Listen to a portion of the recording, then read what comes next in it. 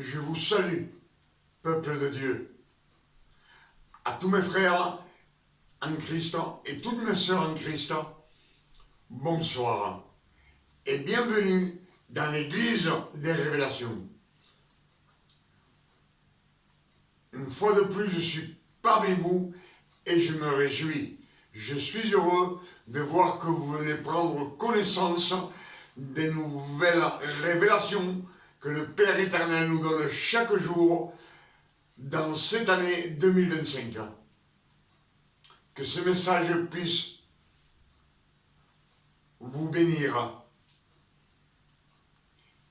et vous sanctifier, que vous marchiez dans la sainteté de notre Père éternel. Amen.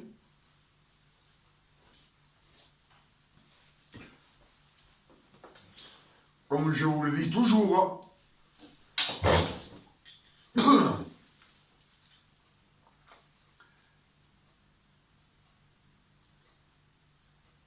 à chaque fois que je me trouve devant vous, je le répète,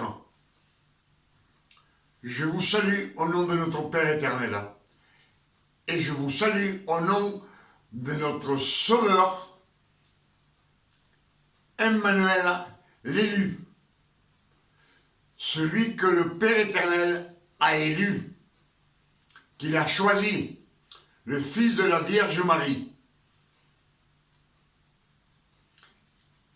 Emmanuel veut dire Dieu parmi nous. Et l'élu, le Christ,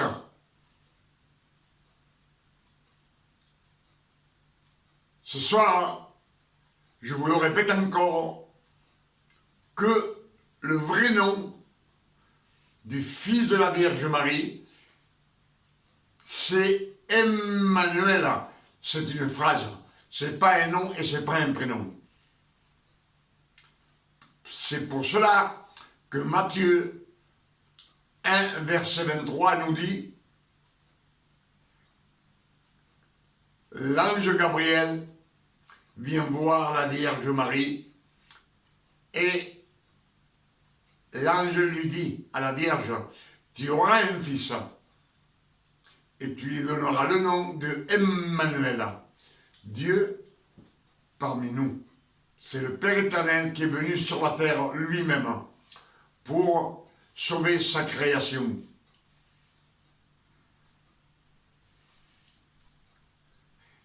Ésaïe 7, verset 7 nous dit et nous confirme 700 années avant que le Christ naisse.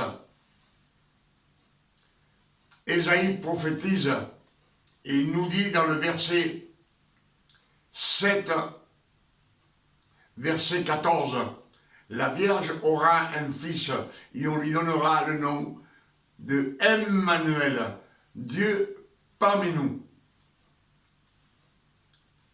Dans ces deux versets, il ne nous dit pas que la Vierge aura un fils et on l'appellera Jésus, le Fils de Dieu. Il nous dit, dans ces deux versets, nous disent que la Vierge aura un fils et on lui donnera le nom de Emmanuel. Amen.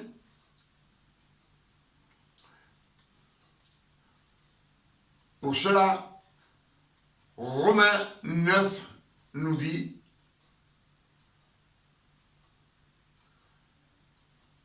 que la Vierge, le Père éternel, il l'a élu, il lui a donné un nom.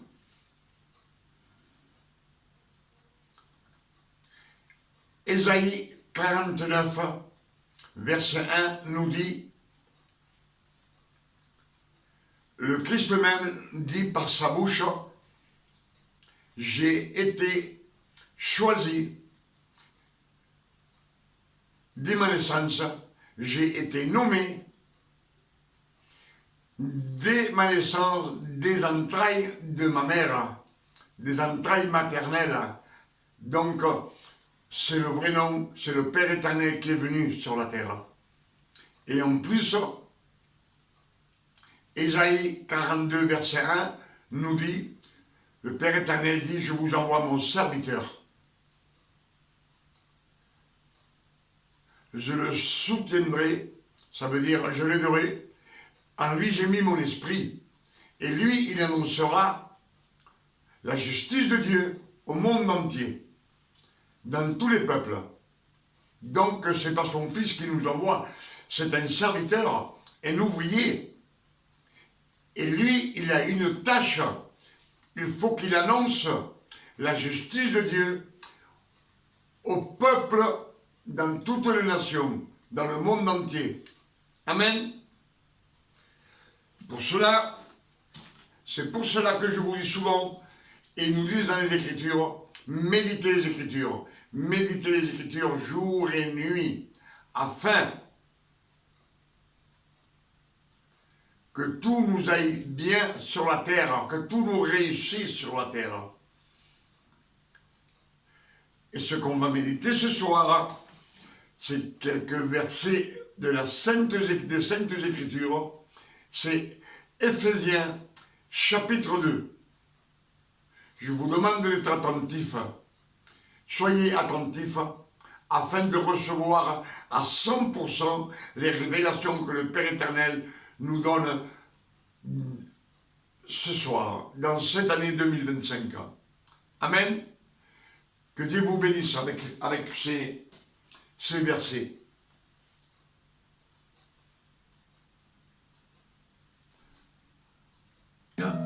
Chapitre 2.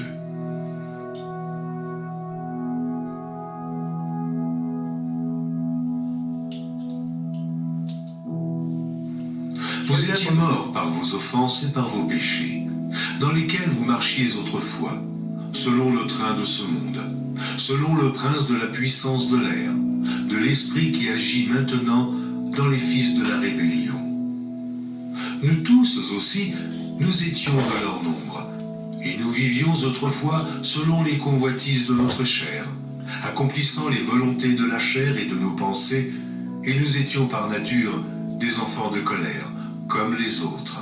Mais Dieu qui est riche en miséricorde, à cause du grand amour dont il nous a aimés, nous qui étions morts par nos offenses, nous a rendus à la vie avec Christ.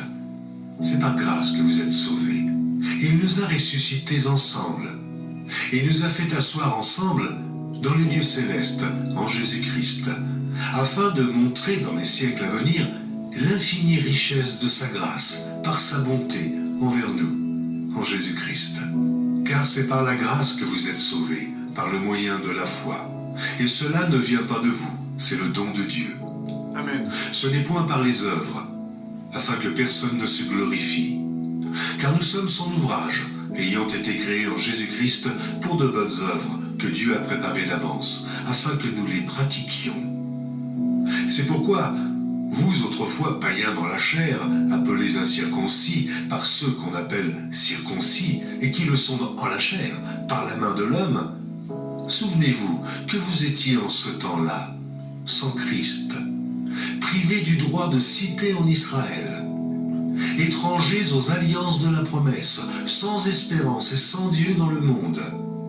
Mais maintenant, en Jésus-Christ, vous qui étiez jadis éloignés, vous avez été rapprochés par le sang de Christ, car il est notre paix, lui qui des deux n'en a fait qu'un, et qui a renversé le mur de séparation, l'inimitié, ayant anéanti par sa chair les lois des ordonnances dans ses prescriptions, afin de créer en lui-même avec les deux un seul homme nouveau, en établissant.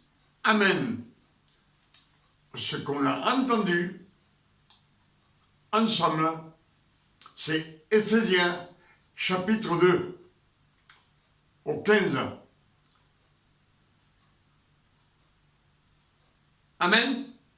Alors on va réécouter, puis on va méditer ensemble ce que le Père éternel va nous donner ce soir.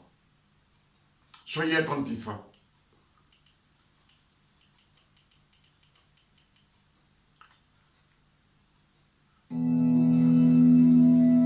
Épître de Paul aux Éphésiens, chapitre 2.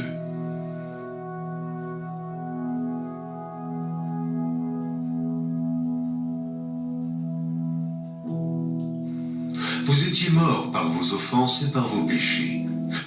Nous étions morts. Il dit, vous étiez morts.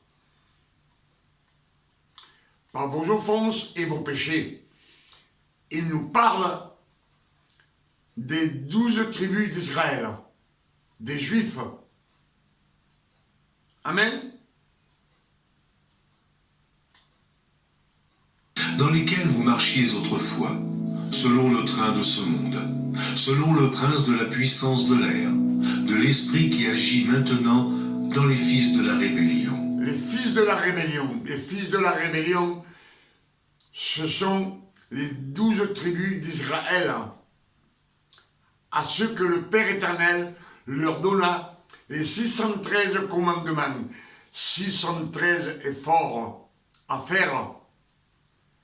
C'est une condamnation, une sentence, une punition à cause de leur transgression. Il nous parle des 12 tribus d'Israël. Amen. Nous tous aussi, nous étions de leur nombre, et nous vivions autrefois selon les convoitises de notre chair, accomplissant les volontés de la chair et de nos pensées, et nous étions par nature des enfants de colère, comme les autres. Mais Dieu qui est riche en miséricorde, à cause... Comme les autres, c'est-à-dire comme les païens. Comme les autres. C'est les Israélites qui parlent.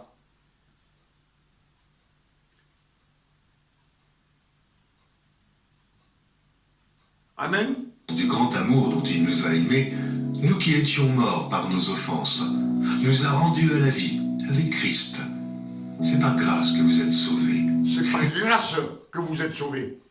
Par grâce, un don non mérité, une faveur. C'est l'œuvre que le Christ, l'élu, Emmanuel le Christ, a fait sur la croix du calvaire, sacrifié pour les Juifs. Amen. C'est ce qui nous dit Éphésiens chapitre 2 verset 6.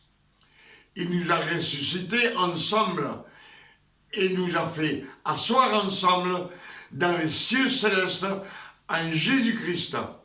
Il nous a ressuscités ensemble et nous a fait asseoir ensemble dans les lieux célestes en Jésus-Christ, afin de montrer dans les siècles à venir l'infinie richesse de sa grâce par sa bonté envers nous en Jésus-Christ.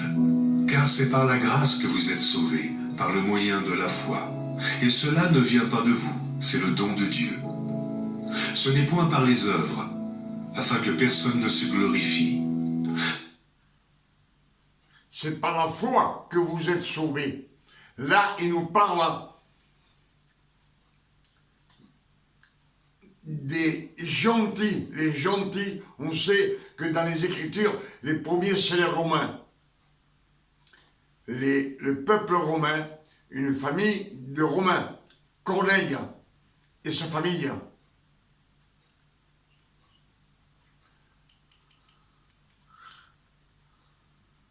Dans les siècles à venir, l'infinie richesse de sa grâce, par sa bonté envers nous, en Jésus-Christ.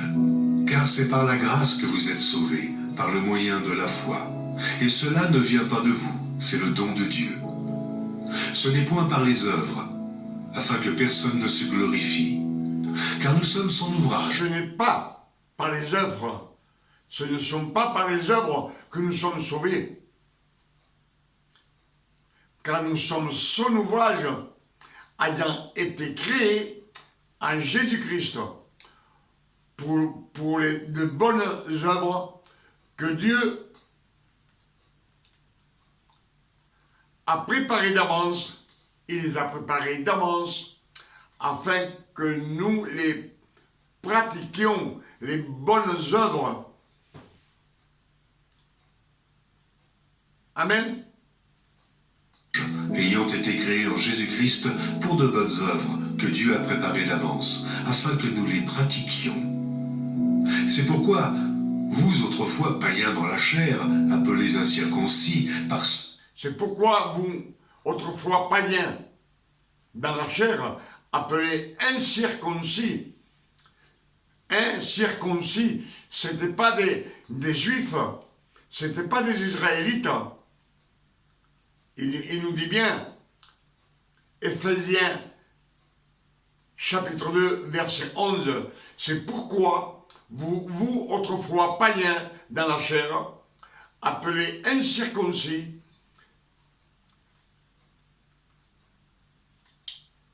par ceux qu'on appelle circoncis. C'est-à-dire que les Juifs appelaient les non-circoncis, mais le peuple, je ne sais pas si je m'explique bien, le peuple juif, ils étaient circoncis. Et les païens, les Romains, n'étaient pas circoncis. Amen. Que Dieu a préparé d'avance, afin que nous les pratiquions. C'est pourquoi, vous autrefois païens dans la chair, appelés incirconcis par ceux qu'on appelle circoncis, et qui le sont en la chair, par la main de l'homme, souvenez-vous. Ceux qui ne sont pas circoncis par la main de l'homme, c'est-à-dire qu'ils sont circoncis par la grâce. La grâce de notre Père éternel, c'est ce qu'ils nous disent.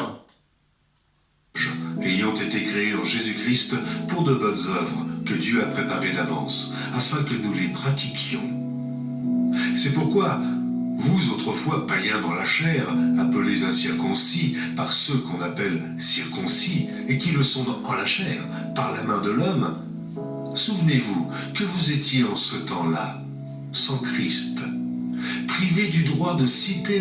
Il nous parle des Romains, de ceux qui ne croyaient pas en Dieu. Ils n'avaient pas le droit de s'approcher vers les synagogues parce qu'ils n'étaient pas circoncis. Il nous parle des Romains. Les premiers ont été la famille de Corneille. Amen.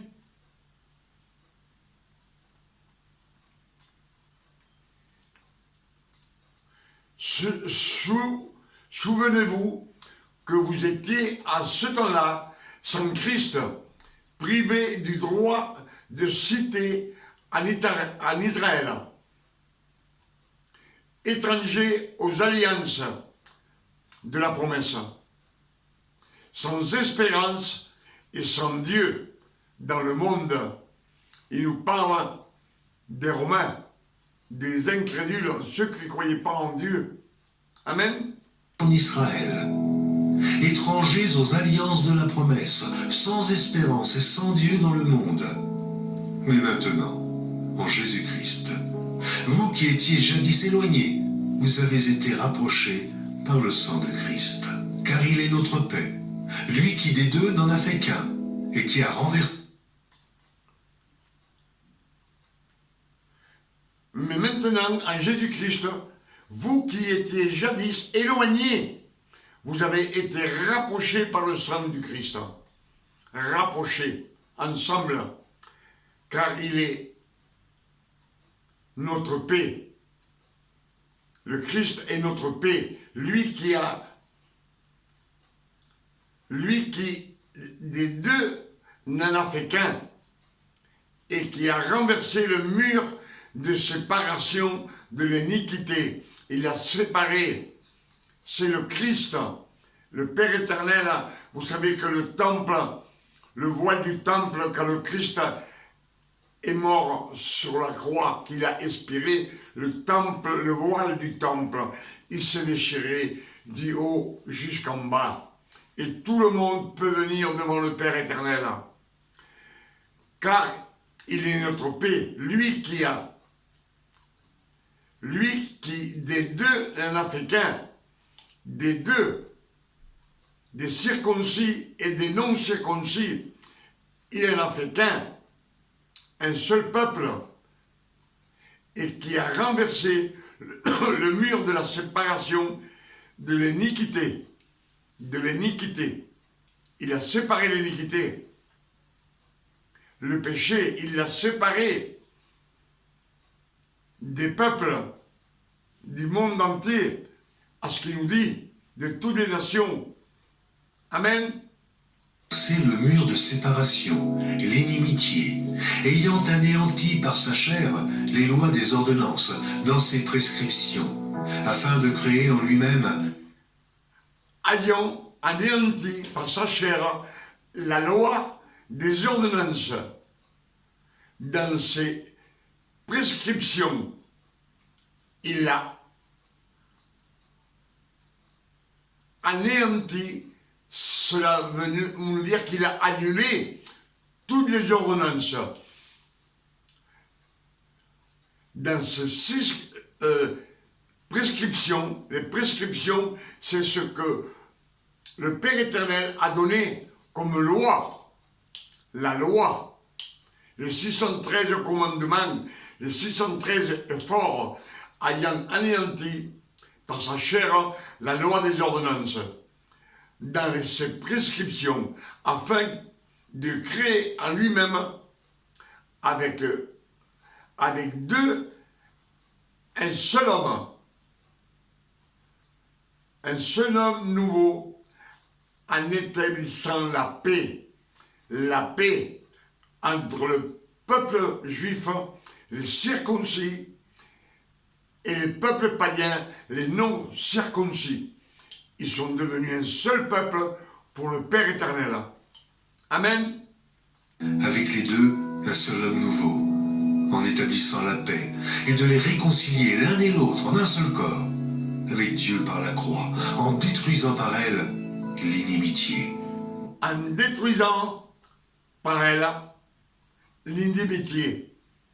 L'inimitié. Il y avait de l'inimitié entre les païens et les juifs, les circoncis et les non-circoncis. C'est ce qu'ils nous disent les Écritures. Je remercie le Père éternel pour ces révélations ce soir, en cette année 2025. Amen. Il est venu annoncer la paix à vous qui étiez loin, et la paix à ceux qui étaient près. Car par lui, nous avons les uns et les autres accès auprès du Père, dans un même esprit. Ainsi donc, vous n'êtes plus des étrangers, ni des gens du dehors, mais vous êtes concitoyens des saints, gens de la maison de Dieu. Tous sommes de la maison de Dieu, les croyants et les non-croyants. Amen. C'est ce qu'ils nous disent les Saintes Écritures. Vous avez été édifiés sur le fondement des apôtres, des prophètes, Jésus-Christ lui-même étant la pierre angulaire. Amen.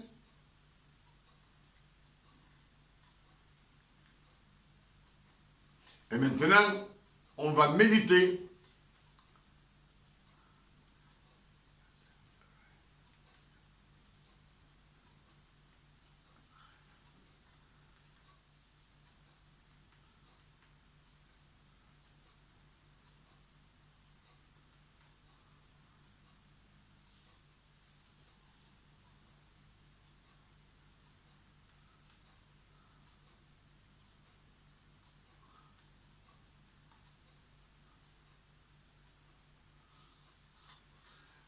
Je n'arrive pas à trouver, mais une minute s'il vous plaît.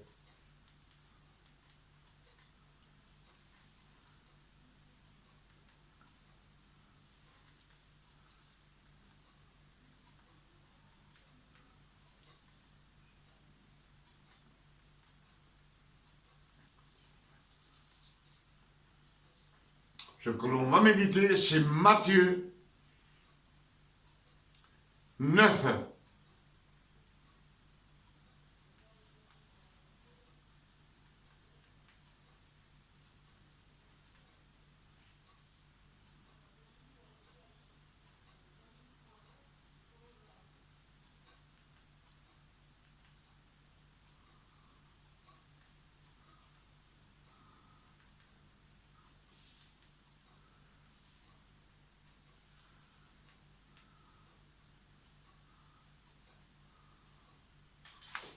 Une minute, s'il vous plaît.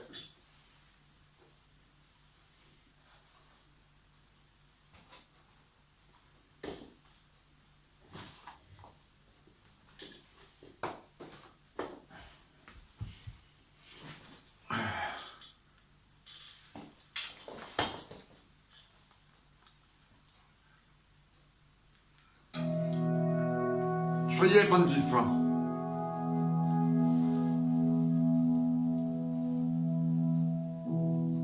Jésus étant monté dans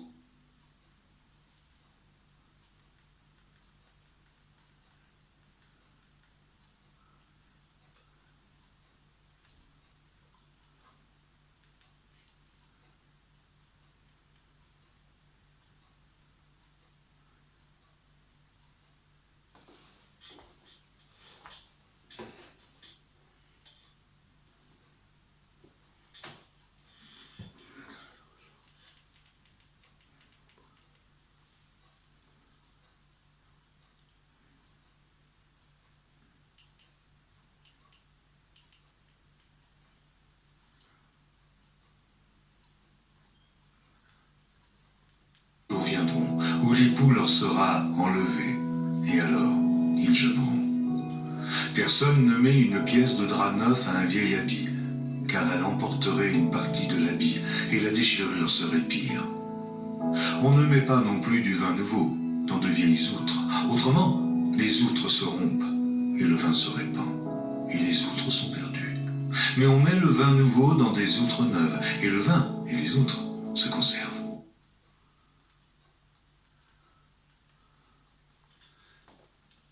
Ce que nous dit, les Écritures nous disent, Matthieu chapitre 9, verset 17, il nous parle du mélange, la grâce et la loi. On ne met pas non plus du vin nouveau dans de vieilles outres. Autrement, les outres se rompent, elles se déchirent, le vin se répand et les outres sont perdues. Mais on met le vin nouveau dans les outres neuves et le vin et les outres se conservent. Amen. Là, il est en train de nous dire de ne pas mélanger la loi et la grâce. On ne met pas non plus, on ne met pas du vin nouveau dans des vieilles outres. Les vieilles outres, c'est la personne qu'elle n'est pas née de nouveau. Elle est toujours en train de jeûner.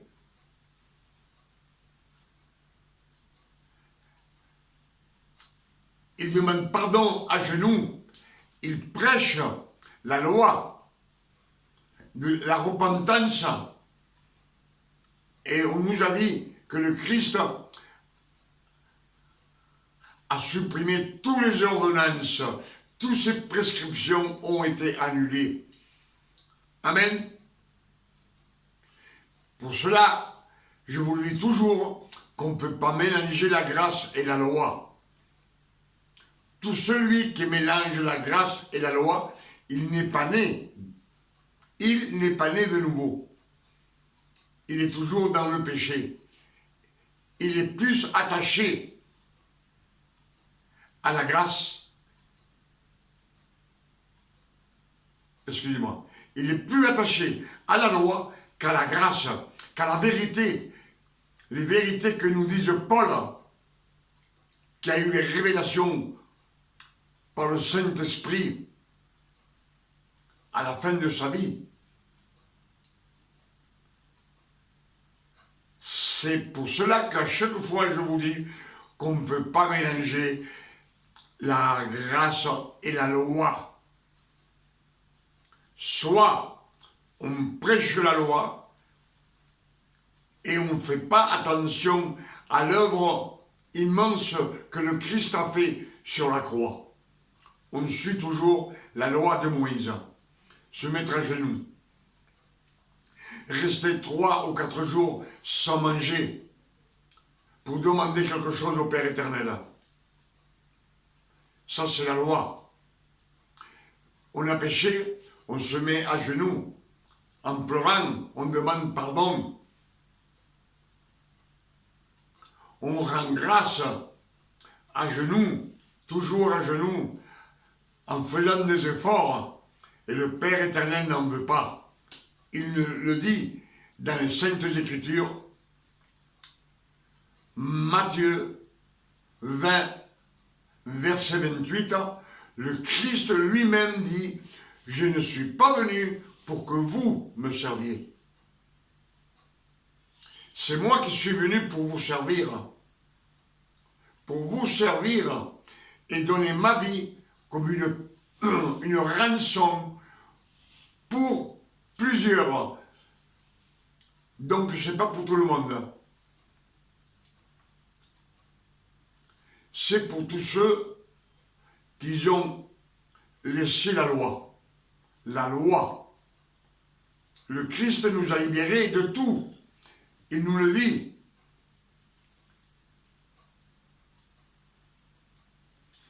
Il nous le dit dans Ephésiens 2, 6. Il nous dit bien qu'il a annulé toutes les ordonnances et toutes les prescriptions.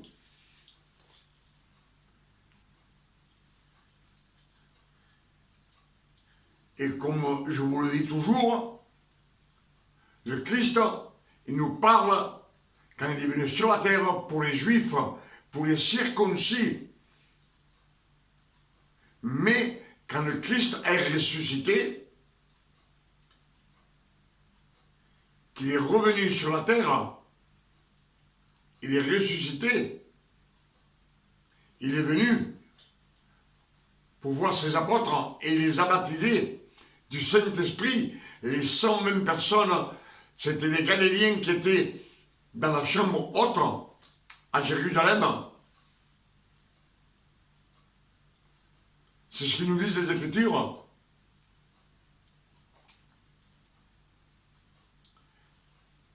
Il nous a libérés. Le Père éternel, il sait que tous les Juifs qui sont dans la loi, avec les 613 commandements, les 613 efforts qu'ils doivent faire, ils ne peuvent pas les accomplir parce que c'est la sanctification de Dieu, c'est la vérité. Tout ce qui sort de la bouche de Dieu, c'est la vérité. Et il nous dit les Écritures que tout celui qui ne sort pas de la loi ne peut pas rentrer au royaume de Dieu. Jean 3, verset 1 à 5 nous le dit. Il nous dit que Nicodème vient voir le Christ. Nicodème, c'est un docteur de la loi. C'est lui qui enseigne aux autres. C'est le professeur, c'est lui.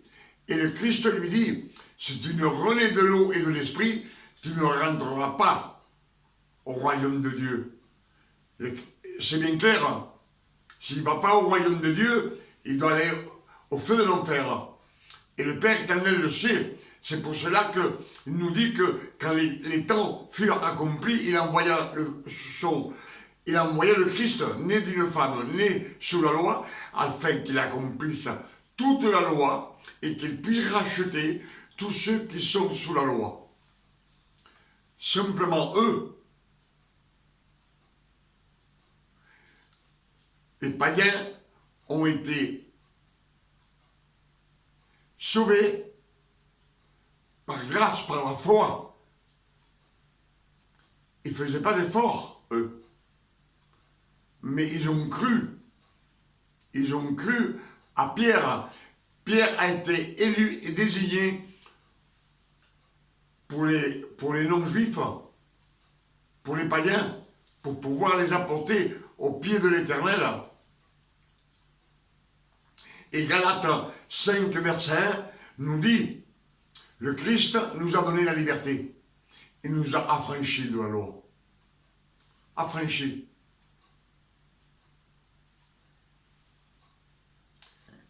Et il nous dit, maintenant soyez forts et ne vous laissez plus mettre sur le joug de la servitude, d'être un serviteur, de servir, d'être un ouvrier.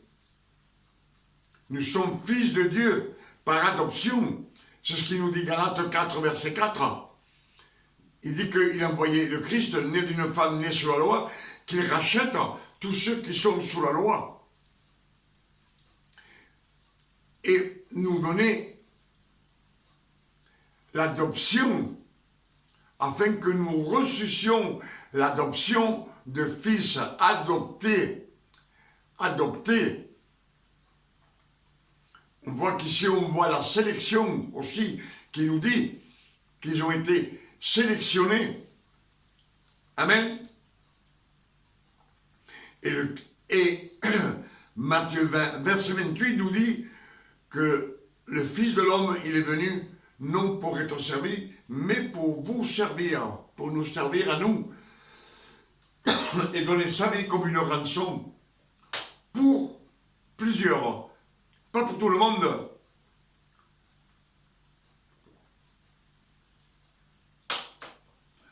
Parce que le Père éternel sait que nous avons le libre arbitre et on peut sortir de la loi ou pas sortir, on peut rester attaché à la loi, comme les Juifs, comme les Sadducéens, comme les Lévites.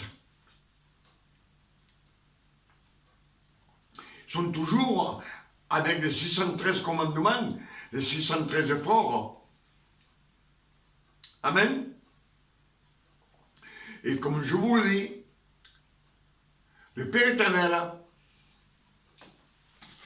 depuis la création, il s'est servi de beaucoup d'hommes. Il les a choisis, il les a sélectionnés avant leur naissance pour se servir comme serviteurs. Il a choisi aussi beaucoup de femmes pour se servir comme servantes, parce que d'elles devaient naître des descendances. Le Père est omniscient, omnipotent et omniprésent.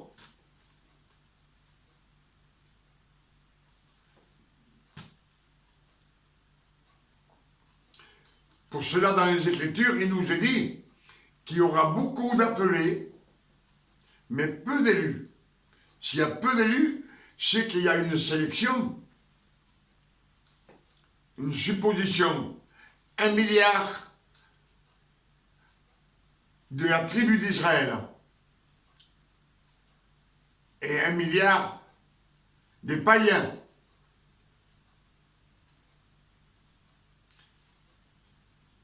Ça fait 2 milliards. Mais s'il n'y a que 500 000 qui sont élus, c'est qu'il y a une sélection. Le Père, il va chercher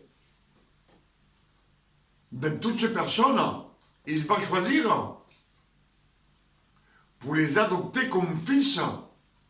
L'adoption. Amen.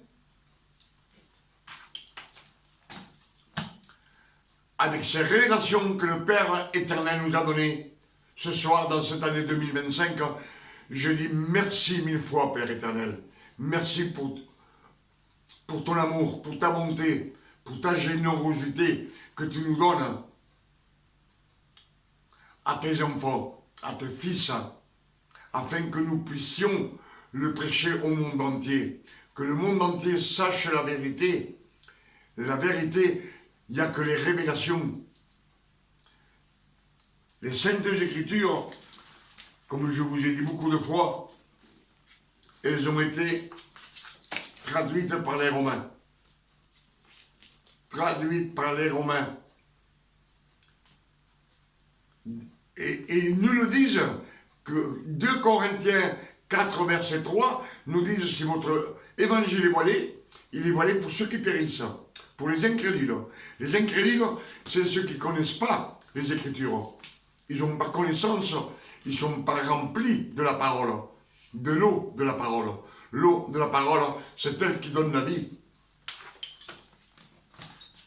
Et ils nous disent, pour les incrédules, car le Dieu de ce siècle, c'est Satan. Il nous dit qu'il a aveuglé l'intelligence du monde entier afin qu'on ne voit pas briller la splendeur des saintes écritures. Donc elles ont été transformées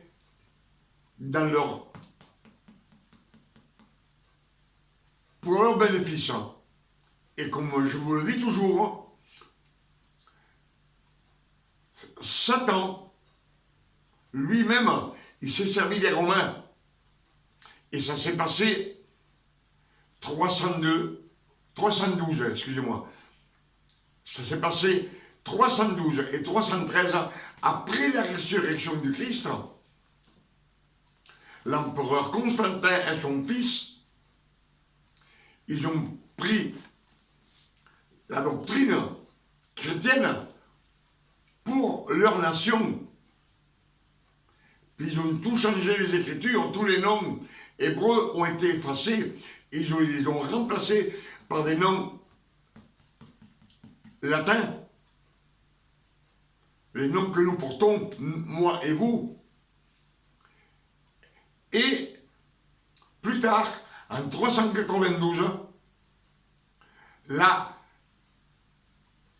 ils ont pris carrément toute la Bible, toutes les saintes écritures, et ils ont tout changé. Comme je vous ai dit dans mon message précédent, que même le nom de Dieu, Dieu, c'est latin. Moïse devait dire Yahweh. Ésaïe, 700 ans avant qu'il naisse le Christ, il devait dire Yahweh.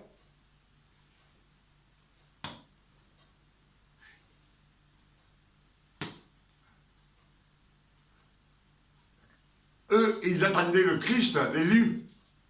Le Christ, l'élu. Elohim, Dieu, la parole et le Saint-Esprit. Jéchoua, le Sauveur, celui, Ésaïe, celui qui devait venir, un homme envoyé de Dieu, que les 12 tribus attendaient pour qu'il leur donne la liberté.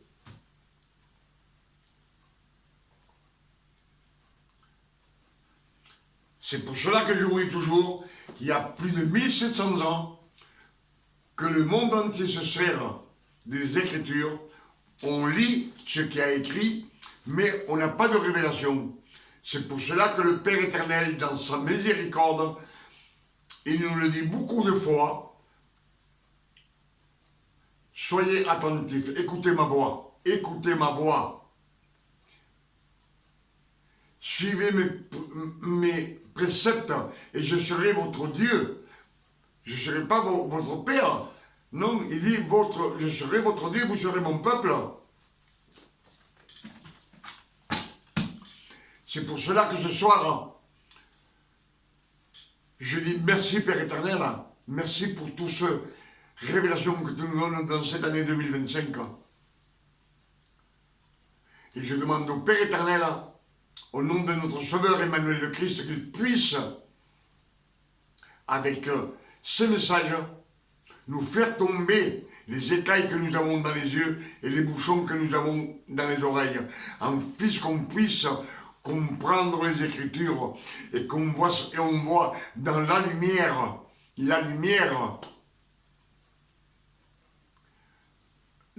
du monde, c'est le Père éternel.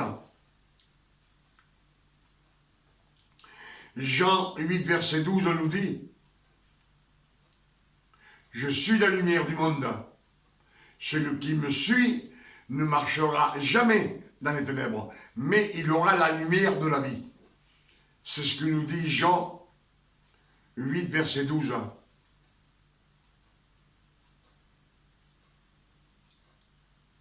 Amen.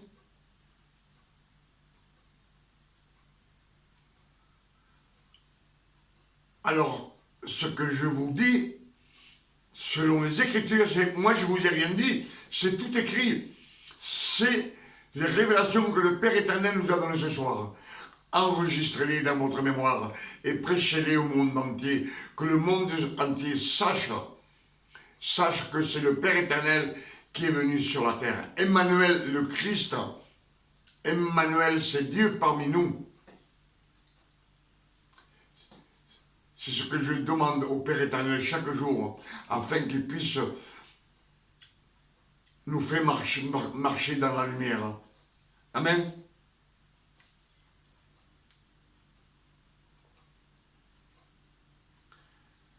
Et moi je demande au Père éternel, au nom de notre Sauveur Emmanuel le Christ, comme dans tous mes messages, qu'il nous donne une nuit de repos, tranquillité, de paix, de santé, comme le Père éternel donne à ses fils, à tous ceux que le Père éternel a choisi, qu'il a choisi, et il l'a adopté comme fils, par adoption. Amen. Vous savez, quand je parle de l'adoption, c'est parce que dans les Écritures, il nous est dit, il y aura beaucoup d'élus et peu d'appelés. S'il y a peu d'appelés, c'est qu'il y a peu de sauvés. Il y a une sélection.